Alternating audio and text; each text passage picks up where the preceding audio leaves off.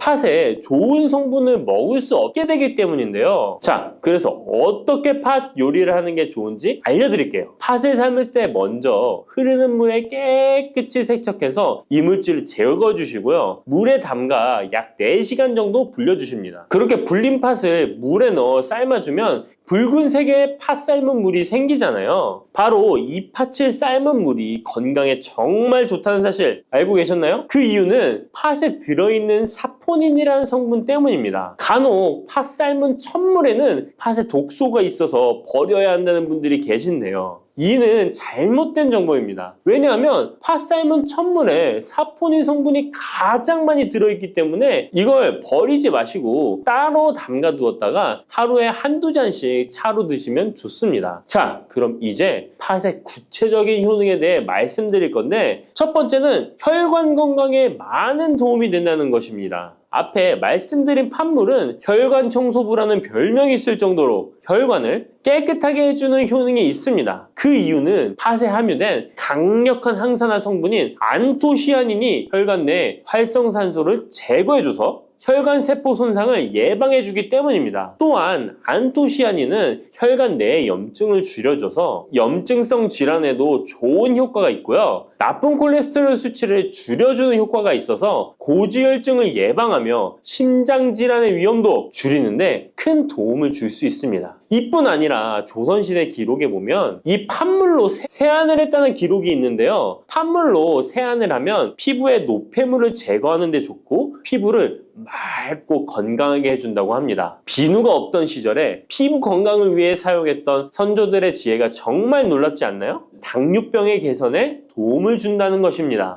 2014년에 발표된 한 연구에서 팥을 섭취하는 것이 2형 당뇨병 환자의 혈당 수치와 인슐린 저항성을 개선하는데 도움이 되는 것으로 보고가 됐습니다. 이 연구에서는 4주 동안 매일 팥을 섭취한 결과 당뇨 환자들의 공복 혈당 수치가 무려 평균 19.5% 감소하였고 인슐린 저항성 또한 줄어든 것으로 나타나서 당뇨가 있거나 당뇨 예방이 필요하신 분들은 꼭 팥을 꾸준히 드셔보시기 권해드립니다. 세 번째 팥의 효능은 몸의 부종을 제거하고 다이어트에 도움을 주는 것입니다. TV에서 연예인들이 이 팥으로 다이어트를 해서 효과를 봤다고 했던 적도 있었고요. 한의학 책 중에 본초 강목에 보면 팥을 오랫동안 먹으면 여위고 마르기 때문에 살찐 사람이 먹는 것이 좋다라는 내용이 나옵니다. 그래서 한의원에서 다이어트 처방을 할 때도 팥을 쓰는 경우가 많이 있는데요. 그 이유는 바로 팥에 들어있는 칼륨 때문입니다. 팥에는 쌀의 10배 이상, 바나나에 약 4배 이상의 칼륨이 들어있는데요. 이 칼륨이 몸 안에 나트륨 배출을 도와서 당뇨 환자들의 신장 부담을 줄여주고 혈압 상승을 억제해주는 효능이 있고요. 또한 이뇨작용이 있어서 이를 통해 부종을 줄여줄 수가 있습니다. 그래서 우리가 보통 물살이라고 부르는 잘 부으면서 살이 찌는 분들은 다이어트에 이 팥을 이용하시면 효과를 볼 수가 있습니다. 그래서 그에 대한 연구 결과도 있었는데요. 실험주에 팥 추출물을 먹였더니 근육 손실 없이 체지방 함량이 30% 이상 줄었고 몸무게도 37%나 감소했다고 합니다. 사람과 똑같을 수는 없지만 분명히 팥이 체중 감량에 도움이 된다는 결과라고 볼 수가 있습니다. 네 번째, 팥의 효능은 변비를 개선하는 데 도움을 주는 겁니다. 팥에는 사포닌뿐 아니라 많은 식이섬유가 들어있기 때문인데요. 사과에 비해서 약 10배나 많은 식이섬유가 들어있습니다. 그래서 팥을 섭취하게 되면 이 식이섬유가 장 운동을 활발히 하고 대변을 부드럽게 만들어 배변을 원활하게 해줄 수 있고요. 또한 이 식이섬유는 장에 있는 유익균들에게 풍부한 먹이를 제공해주기 때문에 장내 유익균의 증식에도 직접적으로 효과를 줍니다. 이를 통해서 장의 전반적인 환경을 좋게 바꿔줄 수가 있고 이것은 몸의 면역력 향상과도 연결되어 있기 때문에 우리가 프로바이오틱스를 복용할 때도 팥을 함께 드셔보면 그 효과가 커지는 것을 느끼실 수가 있을 겁니다. 다섯 번째 팥의 효능은 탈모 예방에 도움을 준다는 것입니다. 나이가 들면서 머리숱이 점점 없어져 고민하시는 분들 정말 많은데요. 팥과 함께 천연 탈모약이라 불리는 수수를 함께 드신다면 탈모 예방에 큰 도움을 받을 수 있습니다. 그 이유는 바로 팥과 수수에 들어있는 비오틴이라는 성분 때문인데요. 이 비오틴은 모발의 모공에서 자라는 빠른 단계부터 필요하고 손상된 머릿결이 재생되는 데까지 관여하는 정말 중요한 성분입니다. 건강한 머릿결을 만드는데 꼭 필요한 성분이라고 할 수 있습니다. 비오틴이 몸속에서 부족한 현상이 나타나면 머리카락이 얇아지면서 많이 빠지게 되고, 또한 두피가 건조해지고 가려움증이 생기면서 탈모를 가속화할 수 있습니다. 그런데 팥에는 이 비오틴뿐 아니라 모발 성장에 도움이 되는 아미노산이 풍부하고 수수에는 미네랄 성분이 풍부하여 머리카락을 건강하게 유지하는데 직접적으로 도움을 주게 되고요. 또한 팥과 수수에 함유된 항산화 물질들이 머릿결을 상하게 하는 자유 라디칼 성분을 중화해 주어 머리카락 건강에 큰 도움을 주는 것입니다. 여섯 번째 팥의 효능은 우리나라 사람에 꼭 필요한 탄수화물 소화를 돕는다는 것입니다. 이는 팥에 함유되어 있는 비타민 B의 역할 때문인데요. 비타민 B는 탄수화물, 단백질, 지방을 에너지로 변환하여 우리 몸을 충전해주는 역할을 합니다. 또한 신경 전달 물질인 뉴로트랜스미터의 합성에 관여해 뇌신경을 건강하게 하는 데에도 도움을 줍니다. 팥을 잘 섭취하면 뇌를 건강하게 해주어 치매 예방에도 도움이 되는 것입니다. 자, 앞에서 팥과 함께 먹으면 좋은 음식이 수수가 나왔는데요. 하나 더 말씀드릴게요. 바로 호박입니다. 호박은 기본적으로 여러 영양성분이 풍부하지만 호박에는 비타민 B가 없어서 호박과 팥을 함께 드시면 서로의 부족한 부분을 채워줄 수가 있고요. 또한 호박에도 소화 기능을 개선해주는 기능이 있어서 팥과 함께 드시면 시너지 효과가 있고요. 그리고 팥처럼 호박에도 이뇨작용이 있는데요. 팥과 호박의 이뇨작용은 과정이 약간 다릅니다. 팥은 몸속의 부종, 노폐물과 독소를 빨아들여서 배출하는 이뇨작용을 하는 것이고요. 호박은 신장에서 만들어지는 호르몬의 분비를 억제하여 이뇨작용을 촉진하게 되는데, 이렇게 되면 신장에 과다하게 축적되는 수분을 배출하는 역할을 해줄 수가 있어서 더 도움이 될 수 있습니다. 일곱 번째 팥의 효능은 빈혈을 개선하는 데 도움을 주는 것입니다. 보통 우리 몸에 철분이 부족해지면 빈혈 증상이 나타나죠. 빈혈로 인해 어지러움, 두통, 체력 저하 등의 증상이 나타나게 되는데, 팥에는 앞에서 얘기한 단백질, 식이섬유, 칼륨, 비타민, 비오틴뿐만 아니라 바로 칼슘과 철분 또한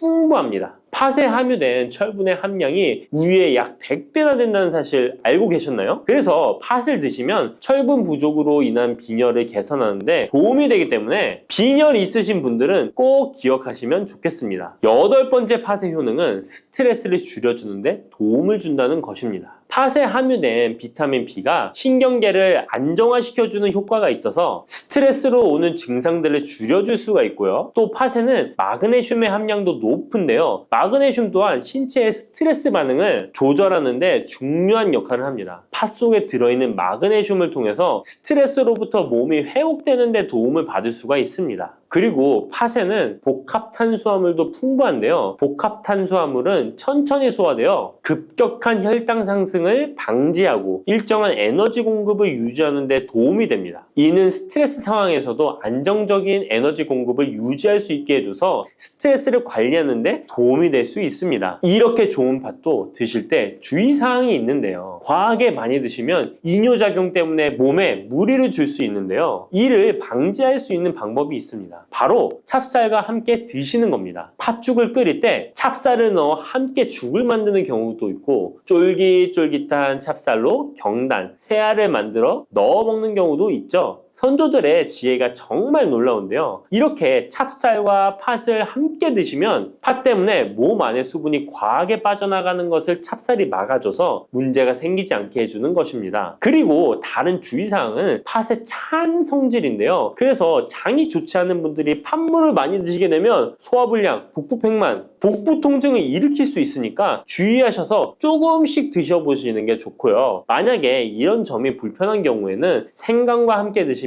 그 불편함을 줄일 수가 있습니다. 생강의 따뜻한 기운이 팥의 차가운 기운을 중화시켜줘서 장에 무리를 덜 주게 되고요. 그리고 팥에는 항암 효과가 뛰어난 안토시아닌이 풍부한데, 생강에도 생강의 매운맛을 내는 진저롤과 쇼가올 성분이 몸속의 발암물질을 제거해주는 효과가 있어서 함께 드시면 상승 효과를 볼 수가 있습니다. 그리고 이때 생강을 쪄서 말려서 드시면 이런 효과가 약 10배 정도 증가된다고 하니까 꼭 기억하시면 좋겠습니다.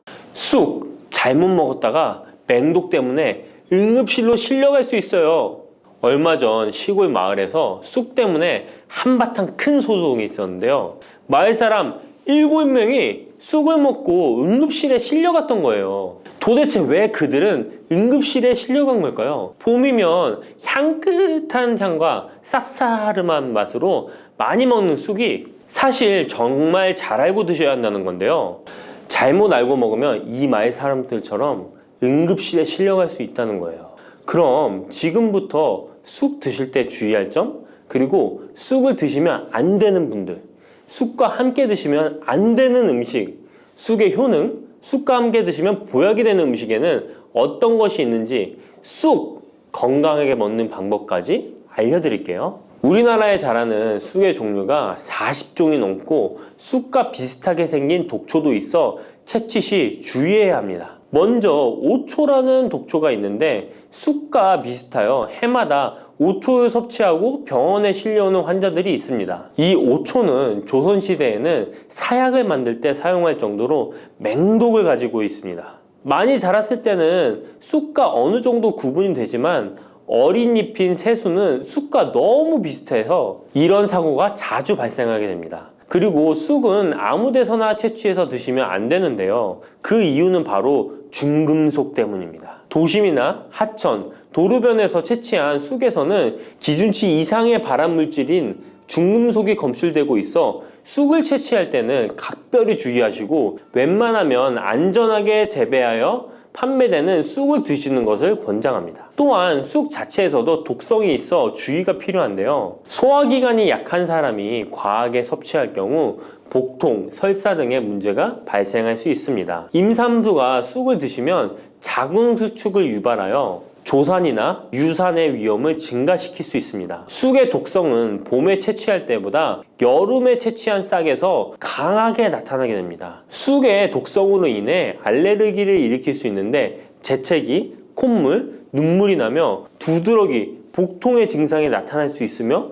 심하면 호흡곤란이 생길 수 있습니다. 평소에 복숭아, 사과, 해바라기 또는 국화와 식물로 인해 알레르기 반응을 일으키는 분들은 특별히 주의하셔야 합니다. 몸에 열이 많은 분들도 쑥을 함부로 드시면 안 됩니다. 쑥이 몸에 좋다고 하여 계피, 대추 또는 각종 야채를 넣어 차를 끓여 드시기도 하고 물 대신 드시거나 쑥즙을 내어 드시는 분들이 계신데요. 평소 몸에 열이 많은 분들은 절대 이렇게 드시면 안 됩니다. 한의학에서 생쑥은 따뜻하고 익힌 쑥은 뜨겁고 매운 성질을 가지고 있는 식물이라고 합니다. 몸에 열이 많은 분들이 쑥을 저렇게 드시면 몸에 지나치게 많은 열이 발생해 특히 가슴과 머리 쪽으로 올라가게 되는데 이 열로 인해 혈압이 올라가고 심장병의 원인이 될 수도 있습니다. 이런 쑥을 드실 때는 함께 먹는 음식도 중요한데요. 절대로 함께 드시면 안 되는 음식은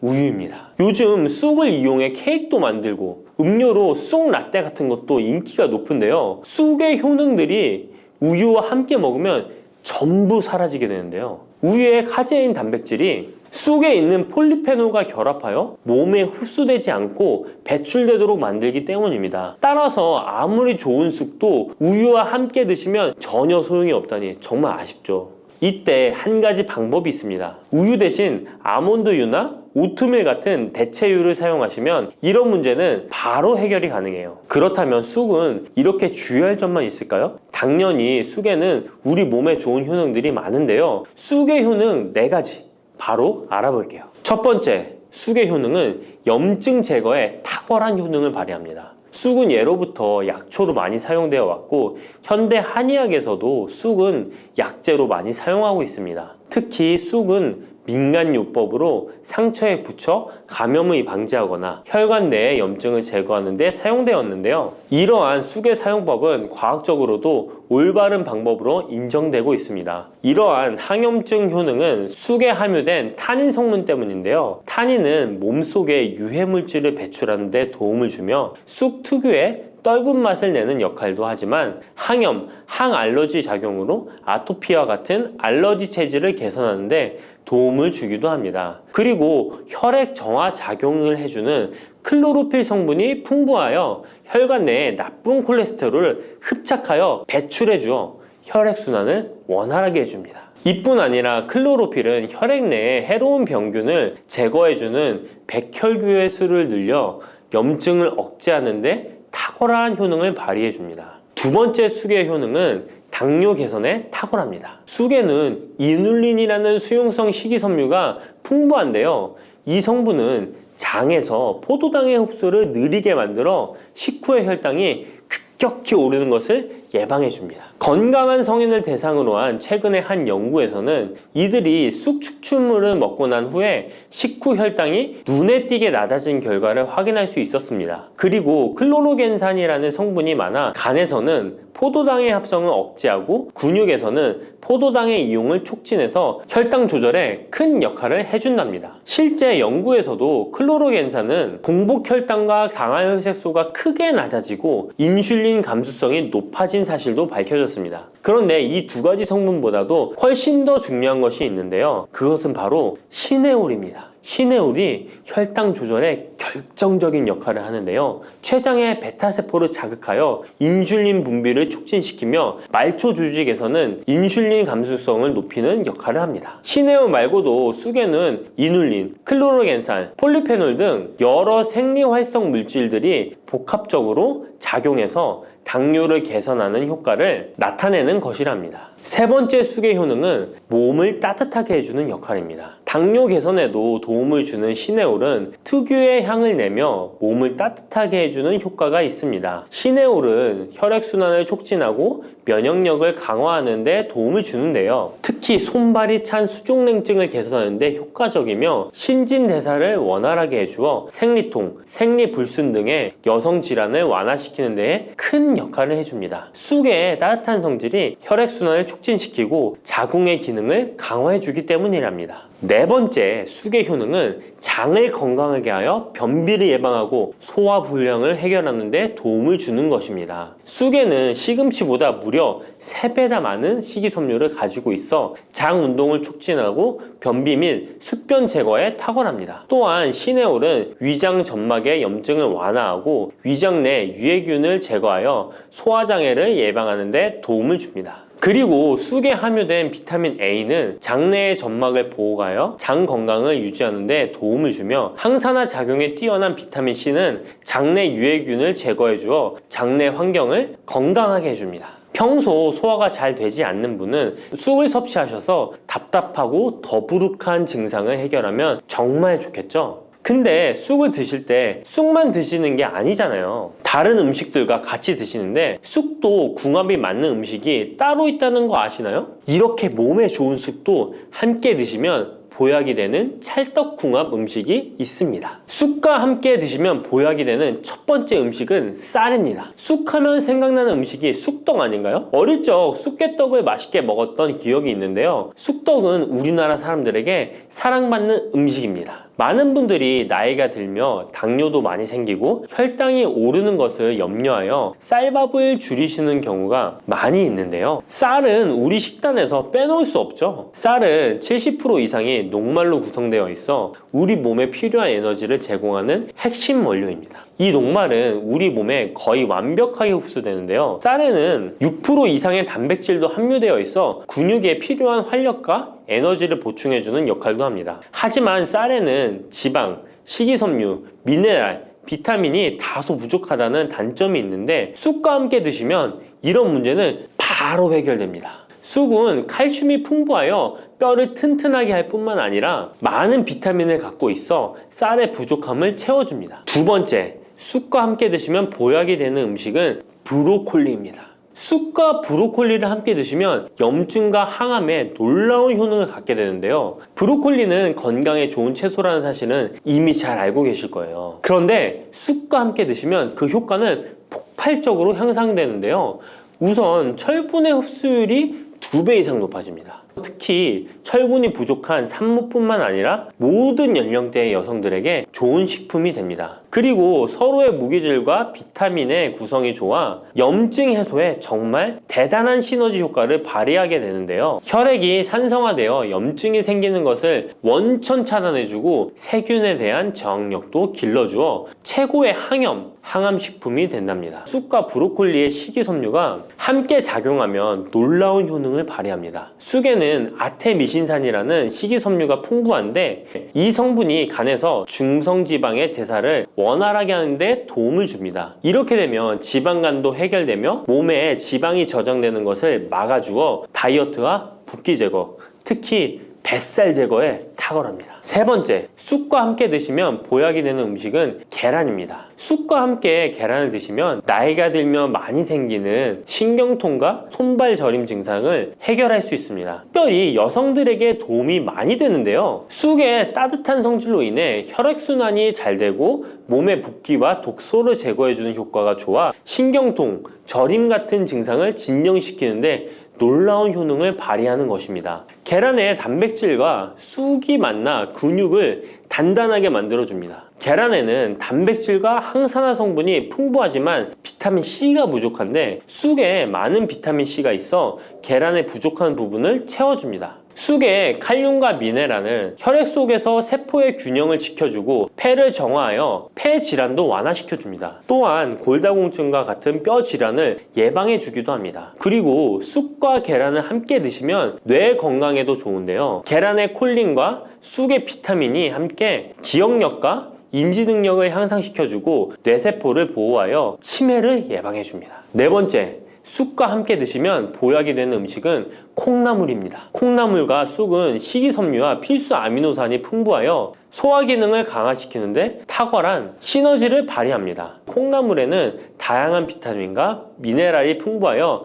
자연적인 비타민 보충제 역할을 합니다. 콩나물에는 지방이 적지만 이를 쑥과 함께 섭취함으로써 체내의 염증을 줄이고 면역력 강화에 필요한 비타민C와 비타민 E를 보충할 수 있습니다. 쑥과 콩나물을 함께 드시면 피부 건강에도 매우 유익합니다. 콩나물이 함유된 실리카와 쑥의 비타민이 함께 작용하여 피부 탄력과 보습을 개선할 뿐만 아니라 노화를 예방하니 정말 좋은 궁합인데요. 쑥과 함께 먹으면 좋은 음식은 이렇게 많은데요. 그렇다면 쑥은 어떻게 먹어야 건강하고 맛있게 먹을 수 있을까요? 쑥떡 같은 음식은 이미 잘 알고 계시죠? 쑥을 잘 세척하여 말린 다음에 가루로 만들어 두시면 여러 요리에 사용하기 편리하고 오랫동안 보관하기에도 좋아요. 요거트에 쑥가루를 섞어 드시면 혈당 관리와 더불어 장 건강에도 도움이 됩니다. 밥 지을 때 잡곡과 함께 쑥을 넣어도 좋고 쑥 부침개, 쑥 전병 등을 만들어 드셔도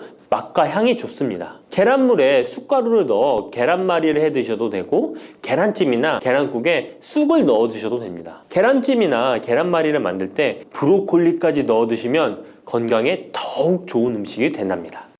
시래기 다들 좋아하시나요? 저는 된장국 중에 시래기를 넣은 시래기 된장국이 제일 맛있더라고요. 겨울철에 자주 먹는 음식 재료인 시래기는 예로부터 한국인의 밥상에 올라온 식재료라 매우 친숙하죠.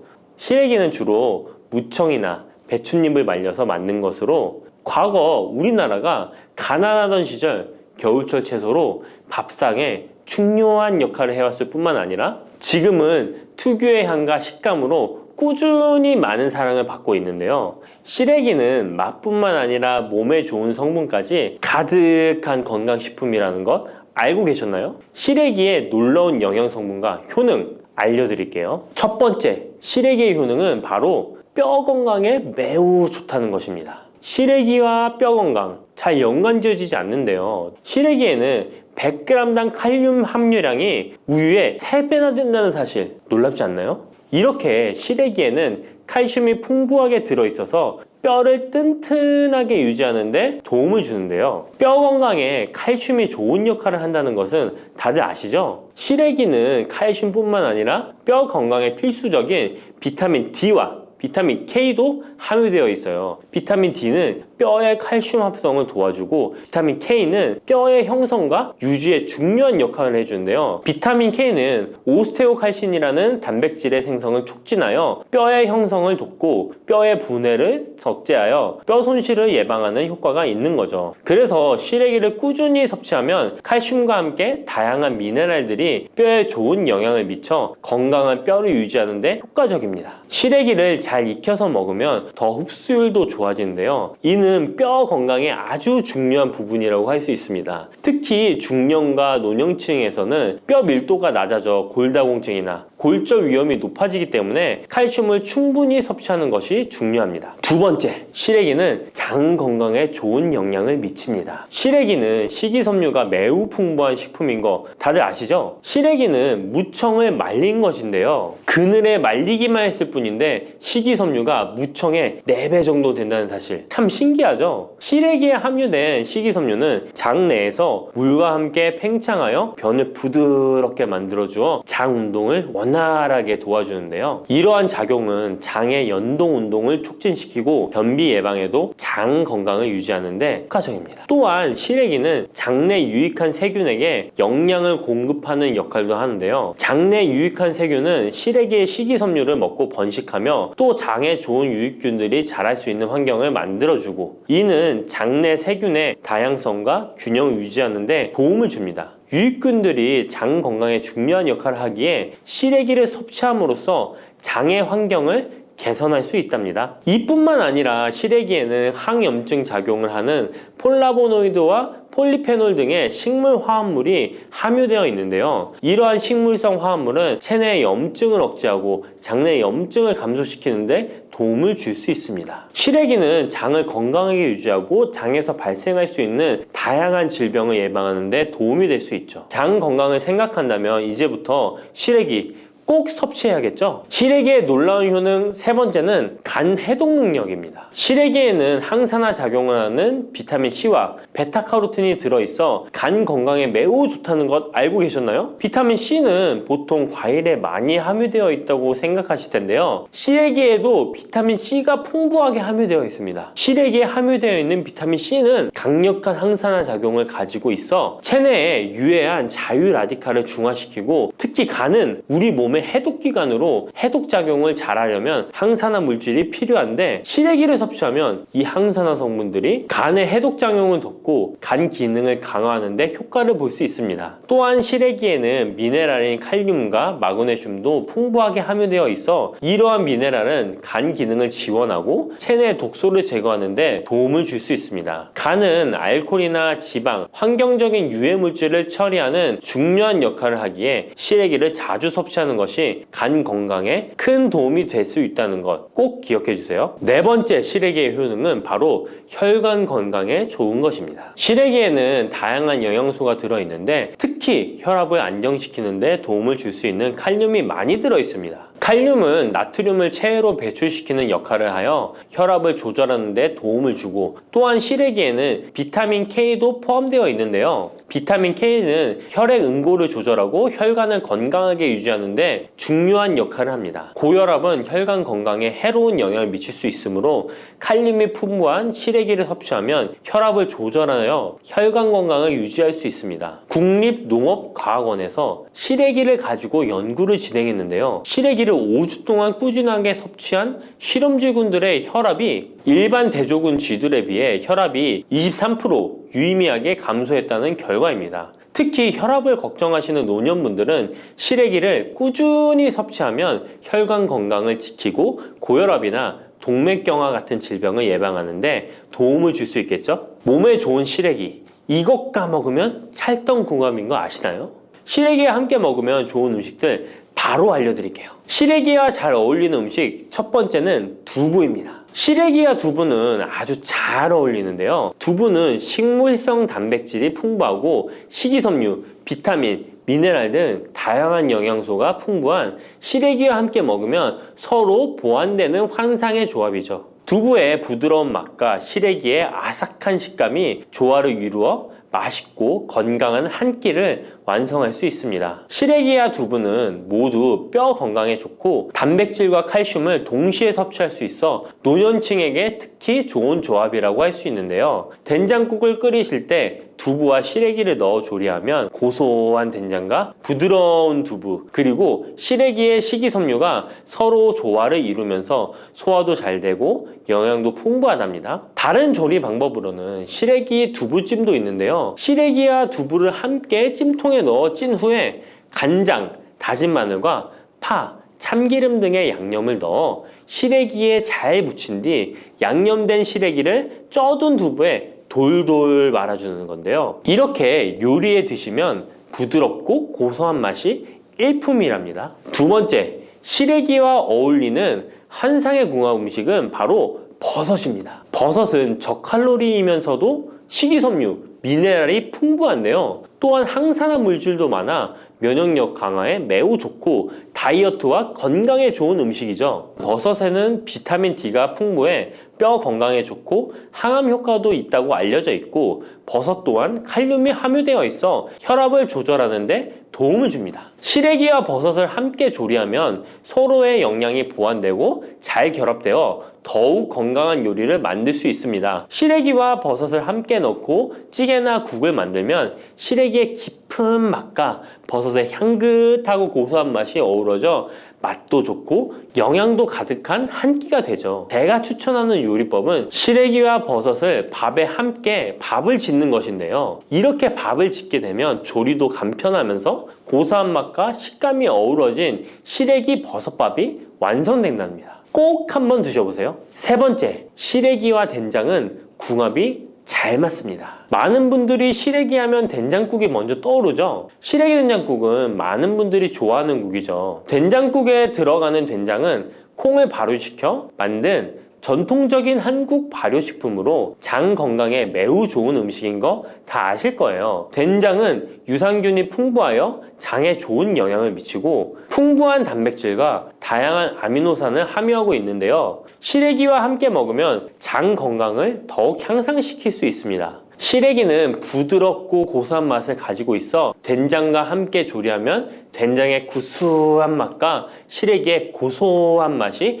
조화롭게 어우러지고 또 된장의 짭짤한 맛이 시래기의 은은한 맛을 잘 살려주어 된장찌개나 국에 시래기를 넣으면 깊고 풍부한 맛을 낼 수 있어요. 두 음식의 조합이 장 건강을 지켜줄 뿐만 아니라 맛있고 건강한 식사를 즐길 수 있게 해준답니다. 이렇게 몸에 좋은 시래기도 어떤 분들에게는 독이 될 수 있다는 것 아시나요? 몸에 유익한 영양 정보도 중요하지만 섭취 시 유의할 점도 꼭 아셔야죠. 시래기 섭취 시 주의해야 할 분들 바로 알려드릴게요. 시래기 드실 때 이런 분들 꼭 주의해야 합니다. 첫 번째는 신장이 약하신 분들입니다. 시래기에는 칼륨이 많기 때문에 몸에 유일한 작용을 하지만 한편으로는 신장이 약한 분들에게는 꼭 주의가 필요한데요. 시래기의 풍부한 칼륨은 신장 기능이 약한 사람들에게는 칼륨 섭취를 과도하게 하게 되어 문제가 될 수 있습니다. 칼륨은 신장에서 배출되기 때문에 신장 기능이 저하된 분들은 시래기를 과도하게 섭취하지 않도록 주의해야 해요. 특히 고혈압이나 신장 질환이 있는 분들은 전문가의 조언을 받고 섭취량을 조절하는 것이 좋습니다. 시래기 드실 때 주의해야 하는 분 두 번째는 바로 소화기관이 약하신 분들입니다. 시래기는 식이섬유가 풍부한 식품으로 이 역시 몸이 건강한 분들에게는 유익한 성분이지만 소화기관이 약해지신 분들이 과도하게 섭취하게 될 경우 위장에 부담을 줄 수 있어요. 특히 장이 민감한 분들은 식이섬유가 장을 과하게 자극하고 불편하지 않게 하기 위해서 과식하지 않도록 주의하는 것이 좋습니다. 너무 많은 양을 먹으면 배가 불편하거나 소화불량을 일으킬 수 있기 때문에 적당히 섭취하는 것이 중요하다는 것 꼭 유의해 주세요.